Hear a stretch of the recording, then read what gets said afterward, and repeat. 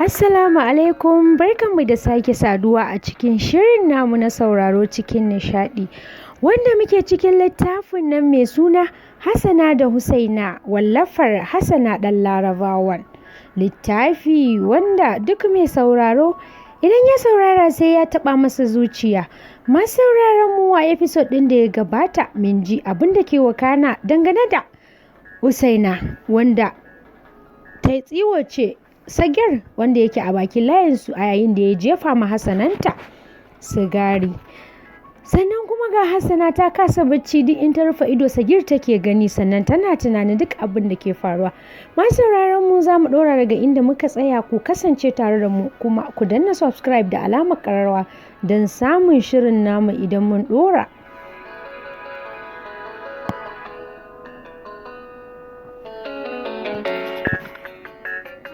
Bismillahirrahmanirrahim. A rayuwarta babu abin da ta tsana irin maza masu shaye-shaye, amma yau ga ɗan shaye-shaye ya tsaya a zuciyarta. Maimakon ta ji zafin abin da ya yi mata, a'a, sai ma wani mugun girma da tausayinsa da ta ji, ta tabbatar da cewa duk yadda aka yi halin rayuwa ne ya sa shi a wannan halin, domin da ganinsa bai yi kama da mutumin banza ba.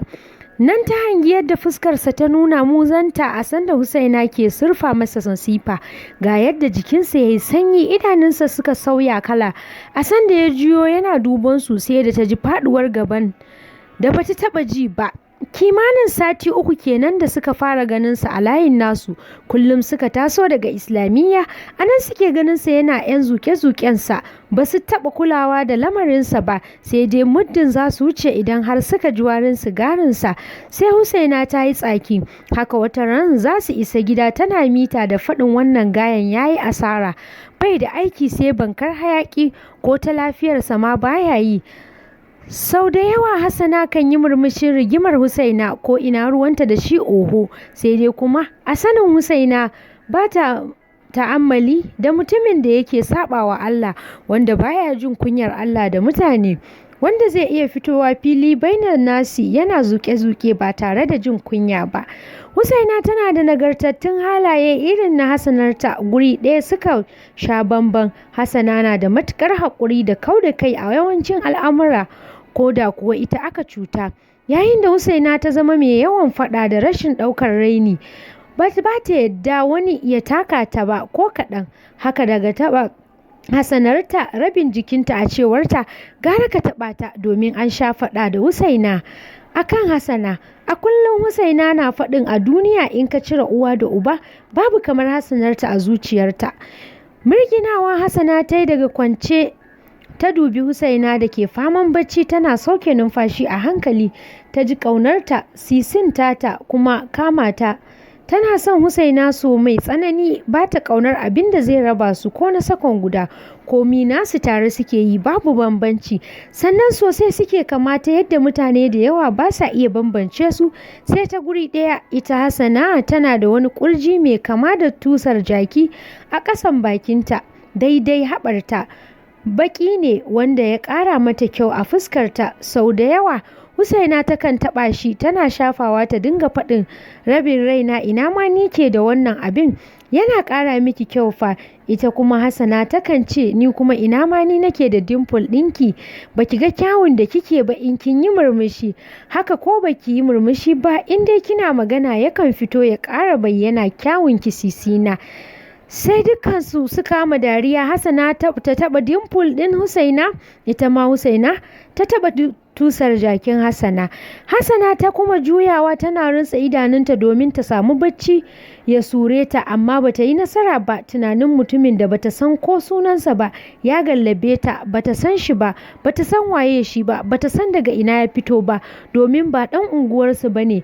A yadda alamu suka nuna daga ganinsa daga wata babbar unguwa ta masu kuɗi ya fito, ba irin unguwarsu talakawa ba. Babban abin da tambayar menene dalilin zuwansa unguwarsu, ya zauna yana shaye-shaye, menene tarihin rayuwarsa, da kuma shigowa unguwarsu cikin layinsu. Duk da kasancewar unguwar tasu ma akwai gidaje masu kuɗi jefi-jefi, amma baya ɗaya daga cikin yaran gidajen. Asali ma fuskarsa baƙuwa ce a unguwar. A zuciyarta ta ji cewar insha Allah sai ta yi ƙoƙarin sanin wane ne shi, kuma tana ji a zuciyarta za ta iya yin ta domin ganin ta cire shi daga yanayin da ta ganshi a ciki. Haka kawai ta ji ya kwanta mata a zuciyarta. Farat ɗaya jinsa ta yi tamkar Hamma Suleiman ɗan uwanta a zuciyarta. Ta ce ko ya sunansa ma oho. Da ta ga babu alamun barcin zai ɗauke ta, sai ta tashi ta shiga toilet ɗin da ɗakinsu. Ta ɗauro alwala ta zo ta sallaci daren. Bayan ta idar da sallah ta yi addu'o'inta, sannan ta samu kanta da yi wa wannan kyakkyawan saurayin addu'a. Ba ta san menene dalili ba. Cikin ikon Allah tana kammalawa ta kwanta sai barci ya ɗauke ta, amma fa cike da mafarkin kyakkyawan saurayi mai shan sigari. Washe gari safiyar Alhamis suka yi shirin tafiya makarantar boko Senior Secondary School har Wagan Gana. Ita ce makarantarsu inda suka kusan kammalawa tunda suna SS3 ne.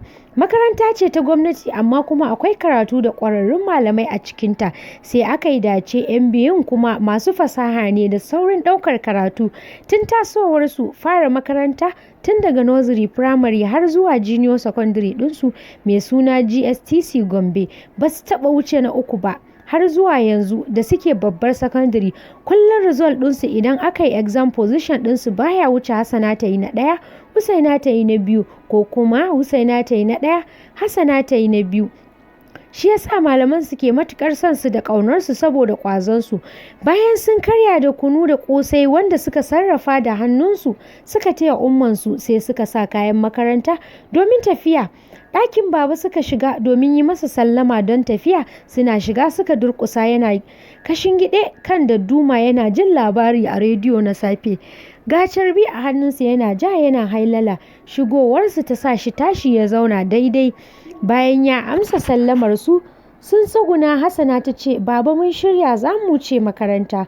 Baba ya ce, Madalla, kyautar Allah, sannunku da ƙoƙari. Allah ya tsare ya ba da ilimi mai amfani. Sannan ya zira hannu a aljihun rigarsa ya zaro 200 ya miƙo musu yana cewa, to ga wannan ku sayi wani ɗan abun ku taɓa kafin ku dawo gida, tunda dai ba wai mota za ku hau ba.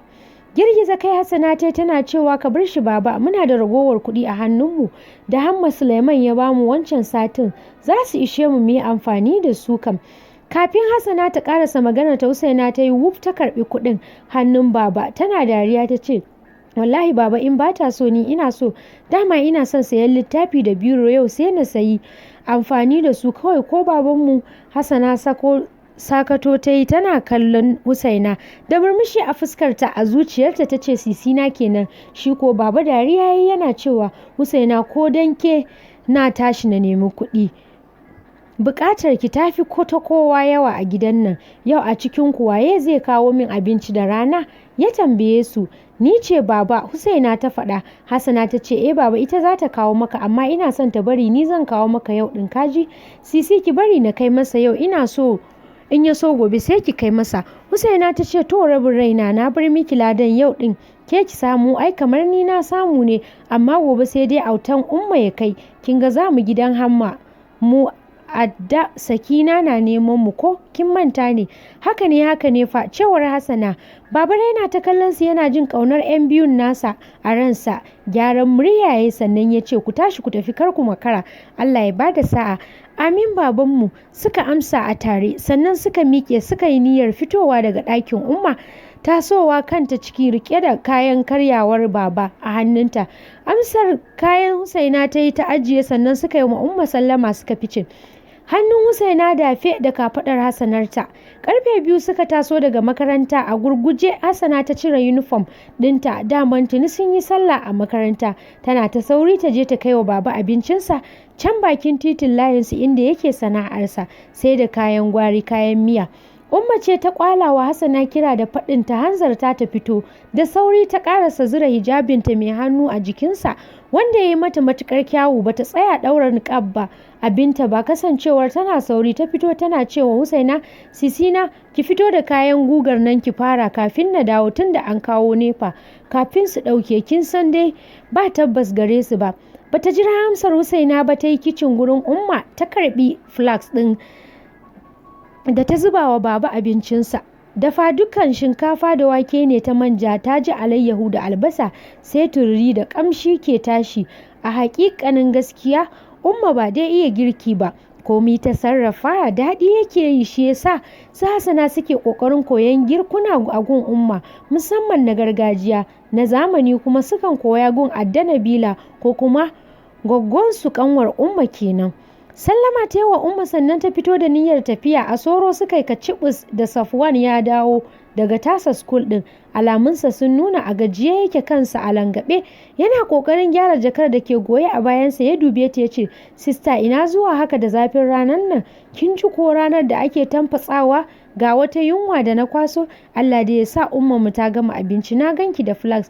Wallahi muguwar yunwa nake ji, kamar an sace kayan ciki na, ya faɗa yana shafa cikinsa da ƙaramar dariya.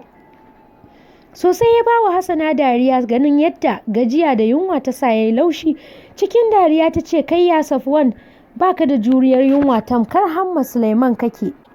Shi fa Hamma idan anti Sakina na son ganin fushinsa to ta bari ya dawo gida bata kammala abinci ba. Allah ko dariyarsa ba za ta gani ba ranar, sai dai ya ta kama ciki da 'yan harare-harare da tsaki. Daga cikin gida ta jiyo maganar Umma na faɗin, o ni Fadimatu, yanzu Hassana ke da waye a soron nan kika tsaya ba ki tafi kai wa malam abincin nan ba? Anya kuwa Hassana ke ma kin koyi shiriri ta ko? Da sauri na rufe baki ina dariya, ashe Umma na jiyo mu kenan. Na tsaya hira na bar mata miji da yunwa. Na yi hanzarin fita daga gidan inda na bar ya Safwan na jijjiga kai yana dariya tare da faɗin, awwai daman baba za ki kai wa abincin kika tsaya surutu? Lallai ma sista ai ban tsaya jin ƙarashe ba maganarsa ba. Na yi gaba rungume da flax a ƙirjina. Na samu baba yana sallamar wasu yara da suka zo sayan tumatir. Bayan ya sallame su ya tare ni da fara'arsa yana faɗin, kyautar Allah har kun dawo daga makaranta kenan. Shigo ga benci ki zauna. Na shiga rumfar tasa ta langa-langa da buhu inda yake zama don sana'arsa. Sana'ar da babu yanda Hamma Suleiman da Hamma Aminu da Adda Nabila ba su yi da baba ya daina ta ba, tunda yanzu Allah ya rufa musu asiri. Ba su rasa komai ba, amma baba ya ce ba zai iya zaman gida ba, ya saba da sana'arsa. Suka ce ya sauya sana'ar man mana, ya ƙi amincewa, tilas suka bar shi ba don sun so ba. Hamma Suleiman ya fi kowa jin haushin sana'ar ta baba, amma baba baya kulawa. Yakan ce, Suleiman kenan, wannan sana'ar da kake ƙi yanzu da ita na yi maka komai har ka girma ka zama haka kai da 'yan uwanka. Na zauna kan bencin ina yi wa baba sannu, ya amsa shi ma yana zama kusa da ni. Na ajiye abincin ina faɗin, ka yi haƙuri babanmu, ban kawo abincin da wuri ba, na barka da yunwa ko? Baba ya ce, ai bana tare da yunwa mai yawa ma, ɗazu na sha fura da na siya a hannun wata fillo, ga kindurmo can ma a ƙwarya, in za ki tafi ki wuce muku da shi gida. Akwai ragowar furar da Aminullahi ya kawo jiya, sai ku dama ku sha. Hassana ta ce, to baba Allah ya ƙara maka buɗi da alkhairi. Amin amin Hassanata. Baba ya furta yana ƙoƙarin janyo butar da ke gefensa domin wanke hannunsa. Da sauri na miƙo masa butar, ya matsar da hannunsa gefe, na zuba masa ruwa. Ya wanke hannu sannan ya jawo abincin ya buɗe yana faɗin, na fi son in ci abinci da hannuna, ya fi albarka, shi yasa ban cika son saka cokali ba. Na yi murmushi na ce, haka na da kyau baba. Bai daɗe da fara ci ba, wata yarinya ta zo sayan tattasai. Baba yana ƙoƙarin zara hannunsa don tashi ya bata. Na ce, a'a baba, yi zaman ka kurin, bari na zuba mata da kaina, sai na nuna maka idan yayi ko? Baba ya ce, to bismillah, zuba na gani. Na karɓi kuɗin yarinyar Naira 50 na zuba mata, na ɗago shi ina nunawa baba. Ya gani ko yayi. Baba ya ce, ɗan ƙara mata, wannan yayi tsada, kyautar Allah. Na ce, to baba. Na ƙara mata na bata ta tafi. Na dawo na zauna har ya kammala ci, ya yi hamdala ga sarki Allah, ya kuma wanke hannunsa. Da kaina na ɗauki Naira 10 a cikin cinikinsa, na tsallaka wani kanti na sayo masa fiyo wata. Mai kantin sai wani kallo na yake yana min murmushi. Da sosa ƙeya ne maza na ɗaura fuskata, ina da na sanin fitowa ba niƙabi. Fuskata saboda yawan kallo da nake sha a gurin maza tamfar su cinye ni. Bayan baba ya gama shan ruwa sai ya ɗauko nonon ƙwarya, ya sa na ɗauko baƙar leda na buɗe, aka juye a ciki don ya yi min sauƙin ɗauka. Tun daga flax zan koma da shi gida shi ma. Baba ya sallame ni ganin wasu masu siyan kayan miyar sun zo. Baba yana ciniki sosai saboda arhar kayansa, shi yasa wani zubin kan la'asar komi ya ƙare na ɗauki flax ɗin rungume, sannan na ɗauki ledar nonon a hannuna na ce to baba na tafi gida sai ka dawo, a dawo lafiya baba. Ya kalle ni yana murmushi ya ce Allah ya sa ki ce wa baban gida bayan la'asar ya zo zai ɗaukar min wasu kaya mu koma gida tare. Na ce to baba. Sannan na fito daga rumfar tasa na yi hanyar gida ina tafiya cikin nutsuwa da taku mai burgewa, kaina a ƙasa saboda yawan kallon da ake damuna da shi. Ina yanko layinmu na hangi wannan farin kyakkyawan saurayin tsaye a gefen dakalin da ya saba zama, ga wata mace a gefensa tsaye ita ma tana masa magana, fuskarta da damuwa sosai kamar yadda shi ma fuskarsa take a ɗaure kamar gobara, sai nacin kallonsa take, shi kuma yana faman basarwa da ɗauke kai daga gare ta. Kamar su ɗaya shi da matar sak, sai dai ya fi ta kyau, ita kuma ta fi shi shekaru daga gani. Sanye take da wani boyen lace na mata mai azabar kyau, doguwar riga ba ɗan kwali a kanta, sai ta yane kanta da mayafi kalar adon boyel ɗin. Shi kuma sanye yake da ƙananan kaya kamar kullum dai. A tsawon lokacin da na kwashe ina ganinsa ban taɓa ganinsa da manyan kaya ba, kullum sai ƙananan kaya. Kamar an ce waiwayo inda nake ya kallo ɓangarena da nake tahowa, ko sai karaf muka haɗa ido. Na samu kaina da faɗuwar gaba sosai dalilin faɗawar idanunsa cikin idanuna cikin nasa. Shi ko ƙuramin idanunsa yayi yana wani irin kallona da dukkan zuciyarsa. A ransa yake faɗin ga wannan mara kunyar nan da jiya ta min fitsara, wadda baƙin cikin abin da ta min ya hana ni rintsawa da daddare. Ƙafafuna ne suka soma harɗewa dalilin kallon da naga yana min, idanunsa sun min kaifi da yawa. Jikina har tsuma yake yi, na rasa me yasa nake jin gayen a zuciyata fiye da misali. Ganin irin kallon da yake yi wa waje ɗaya babu ko kiftawa ya sa matar juyewa don ganin me yake kallo, saboda ganin gaba ɗaya hankalinsa ya ɗauke a kanta, ba sauraron ta yake ba. Juyawarta ta sa muka haɗa ido ni da ita, ina taku a hankali dab da su. Kallon fuskarta ya bani damar shaida ta matar wani babban lauya ce da suke a layin gidanta, shine a farkon shigowa layinmu, wani tangame mai azabar kyawu da haɗuwa. So ɗaya na taɓa shiga gidan dalilin kai mata abincin sallah da ummanmu ta aike ni. Haka nan ganina da ita so biyu ne, lokacin da ta shigo gidanmu sanda suka tare a unguwarmu, da kuma sanda na je ɗin tare da rakiyar Usman, amma ina ganinta na shaida ta. Mace ce mai yawan fara'a da ganin kimar mutane, duk da ta kasance tana auren mai kumbar susa, wato mai kuɗi kenan. Ko a yanzu ma washe min baki ta da fara'arta, har na ƙaraso gabanta na tsuguna na gaishe ta cikin sanyin murya da kyarmar jiki. Ganin wani irin mugun kallon da saurayin ke min, da saurinta ta amsa gaisuwar har da tambaya ta mutan gidanmu. Na ce kowa lafiya, sannan na juya na ce da saurayin, kaina a ƙasa, ina yini? Ya yi min banza yana juyar da kansa tamfar ba da shi nake ba. Mamaki ne ma ya kama shi ganin na gaishe su. A ganinsa mara kunyar kamata ai bata iya gaisuwa ba da girmama mutane ba. Muryar matar na ji, wadda in ban manta ba kamar sunanta Nafisa, tana cewa Muhammad kai fa ake gaisarwa amma ka share, please ka rage miskilancin nan naka, baya maka kyau. Ya ɗan kalle ta ya motsa bakinsa alamar magana, a hankali ya ce no, bana amsa gaisuwar mara kunya. Duk da a hankali ya yi maganar, na ji abin da ya ce. Murmushi ne ya so kwace min saboda na san ya yi tunanin Husaina ce ni, bai san mu twins ba ne. Tun da ranar fuskar Husaina ya gani, ni kuma ta fuskar na cikin niƙab. Sosai ta zaro ido tana cewa mara kunya kuma yaushe ka santa ma da har za ka yi mata wannan shaidar. Kai dai kawai rigimar ka ta motsa. Muhammad Sagir, Allah dai ya shirya ka ya gyara mana kai. Ta waigo kaina ina shirin miƙewa ina maimaita sunansa a zuciyata, Muhammad Sagir. Gaskiya sunansa akwai daɗi da kyau. Ce min te ki yi haƙuri da rigimar Sagir, halinsa sai haƙuri. Ki gaida umman taku da sauran mutan gidan kin ji. Cikin kunya na ce za su ji insha Allah. Na saci kallon Sagir sai na ga har lokacin kallo na yake. Da sauri na kawar da idanuna na yi gaba, ƙafafuna na harɗewa na bar su a gun. Sai da na kusan shiga gida sannan na waiwayo na ƙara duban su, sai na ga ta riƙe hannunsa tana ja alamar tana son ya bi ta. Shi kuma ya wani kwaɓe fuska yana binta da ƙyar alamar baya so. Har suka shige gate ɗin gidanta, na sauke ajiyar zuciya mai ƙarfi. Jikina duk ya mutu, na rasa me yake faruwa da ni haka. Ganin da na kuma yi masa yau ya ƙayatar da ruhina ba kaɗan ba. Ko miye tsakaninsa da matar oho, amma tabbas akwai alaƙa mai ƙarfi tsakaninsu, ko don kamar da naga fuskar su na yi haka na samu na shige gida, jikina duk babu ƙwari. A tsakar gida na iske baban gida yana gyaran faratansa da reza. Ina shigowa ya ɗago kansa ya dube ni da faɗin welcome sis. Na shiga kicin ina ajiye flask ɗin hannuna da ledan nonon ina cewa yau wa ɗan uwa baba fa ya ce in faɗa maka bayan la'asar ka je akwai kayan da za ka taya shi ɗaukowa. Baban gida ya ce oke wanka ma nake son na yi toilet ɗin ɗakinmu kuma ba a wanke yake ba. Ina son shiga na tsakar gida kuma Usman ya shiga ya yi zamansa sai ka ce mai sanja fata ya ja ɗan ƙaramin tsaki. Na ce kamar baka san autan umma da jimawa a ban ɗaki ba in ya shiga. Ni ban san daɗewarsa ta meye ba wallahi. Ta sauya maganar da cewa ina umma ne da sisina na ji gidan tsit. Baban gida ya ce umma bacci ya ɗan kwashe ta a ɗakinta ita kuma sisinki ga ta can tana guga a ɗakin ku.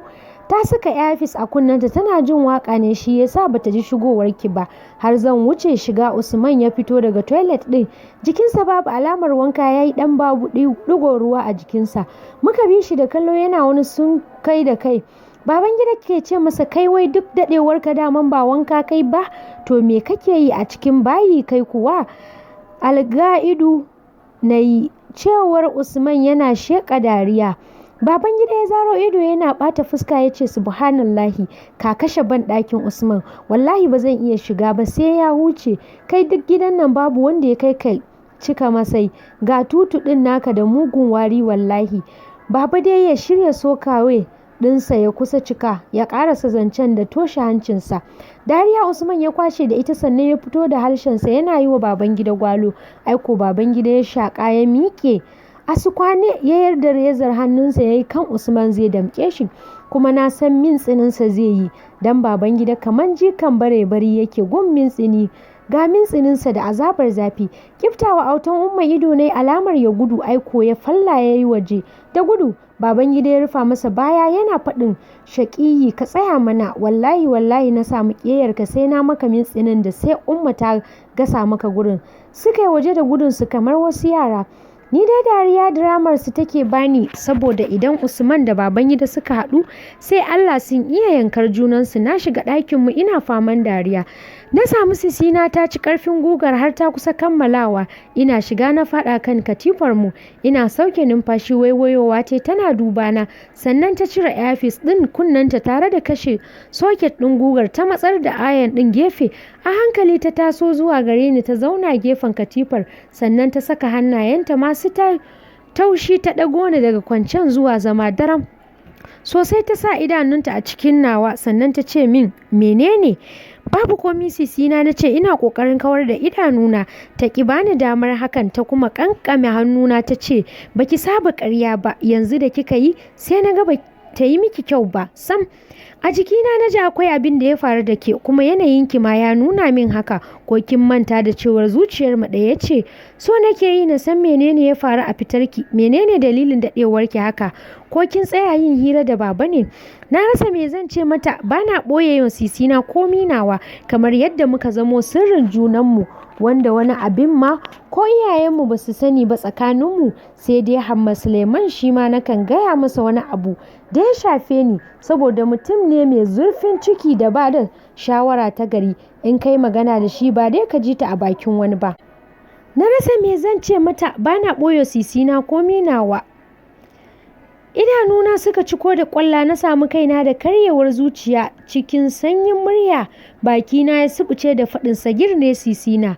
Ta kankance idanu tana dubana ta ce Sagir kuma wane ne haka mai shan sigari wanda kika yi wa faɗa jiya da muka dawo daga islamiyya fa?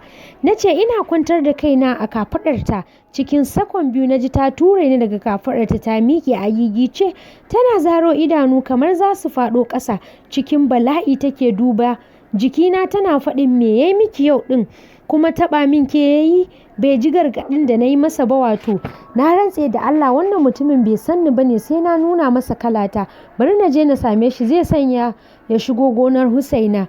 Ta sake ni tana ƙoƙarin rarumar hijabi ta sanya domin ta fita. A gigice na miƙe na riƙe ta gam cikin fitar hayyaci na ce mata babu abin da ya yi mini fasisina wallahi bai min komai ba kawai dai tun jiya ya kasa barin zuciyata ne. Tausayinsa nake ji Sisina, idan na rufe ido hoton fuskarsa kurum nake gani Sisina. Jinsa nake yana zagaye zuciyana tamkar wani jini na. Ban san me yasa hakan ba, ban san dalilin hakan ba. Sisina, me yake faruwa da ni haka ne? Wani irin kallo naga tana yi min kamar ta kifa min mari, sannan ta sa hannunta ta girgiza kafaɗata tana faɗin, me kika ce? Me nake shirin ji? Me hakan ke nufi? Ban sauraron mu, kada ku shagala, kuna tare da Autar Soya YouTube channel ne cikin shirin namu na sauraro cikin nishaɗi, wanda ƙungiyar Girls for Girls Initiative ta ɗauki nauyin kawo muku a nan jihar Kaduna. Kada ku manta, muna cikin littafin nan ne Hassana da Husaina, littafi mai taɓa zuciyar mai sauraro. To fa, me ke faruwa ne? Waya Husaina za ta ɗauki Hassananta dangane da maganar Sagir, ga kuma shi Sagir yana tunanin ita ce ta mishi rashin kunya. Ku ci gaba da bibiyan mu don jin ya za ta kasance kuma me zai faru. Kada ku manta a danna mana subscribe da alamar ƙararrawa, wanda da mun sa wannan shirin namu za ku same shi cikin sauƙi. Ku yi liking sannan kuma ku yi commenting, shine abin da muke bukata daga gare ku. Fatan za mu kwana lafiya. Bisalam. Khadijat Balaraba Inyas ita take tare da ku cikin wannan shiri.